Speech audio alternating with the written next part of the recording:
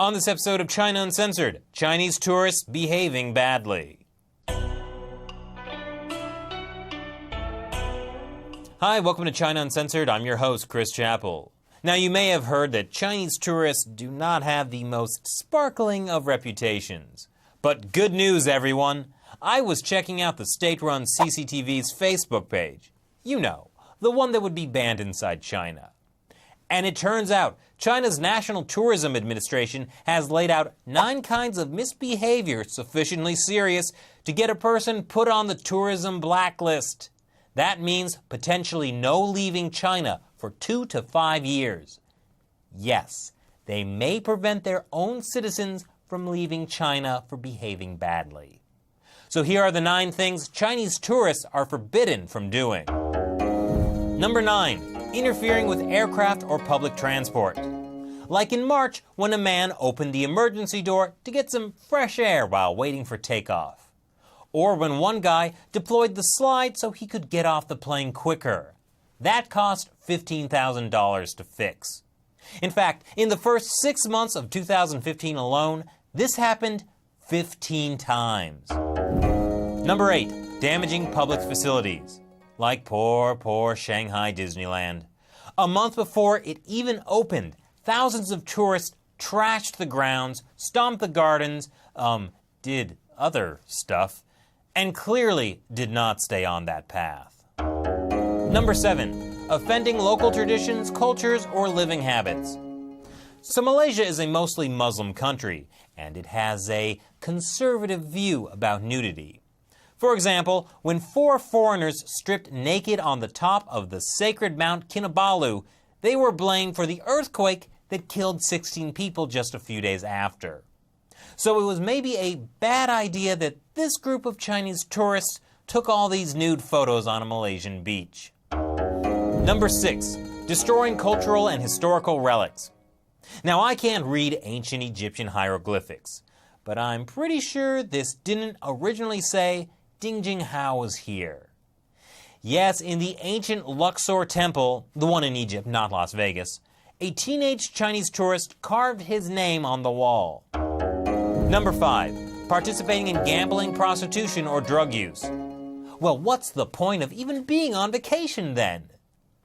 Dongguan has earned the nickname Capital of Sex in China, where people travel specifically to participate in gambling, prostitution, or drug use.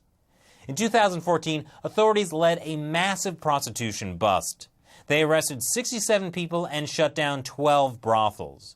This one has the "I can see you on the toilet from my uncomfortable bed" theme going on. Number 4. Threatening the public safety. This image speaks for itself. That's a gun on an airplane. It's probably fake, but since people have now been escorted off planes for doing math, this is still a pretty bad idea. Number 3. Damaging the ecosystem and breaking wildlife protection regulations. Nanjing is known for its beautiful cherry blossoms. They look especially nice when people shake off all the petals so they can take a nice photo. Though I do have to say, climbing that tree in those heels is pretty darn impressive. Number 2. Perpetuating low-taste or superstitious ideas. Well, these tourists are certainly being superstitious. And finally, number 1. Other behavior that causes a negative impact. Ah, how wonderfully vague. I wonder if defecating in public counts.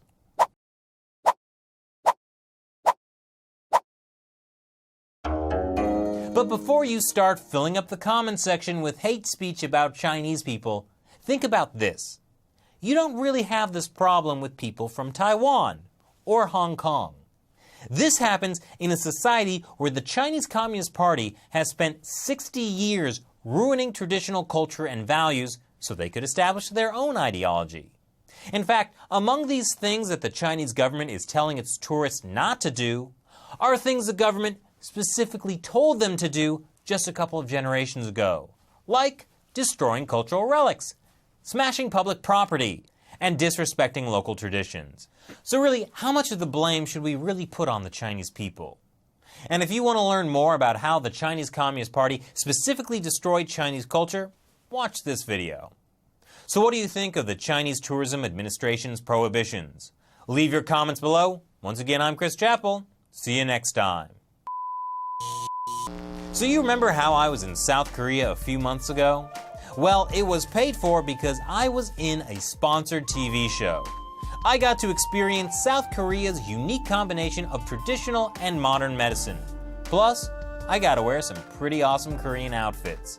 So click here to watch that video. They told their citizens to destroy priceless cultural relics. So why are they surprised when their citizens destroy priceless cultural relics?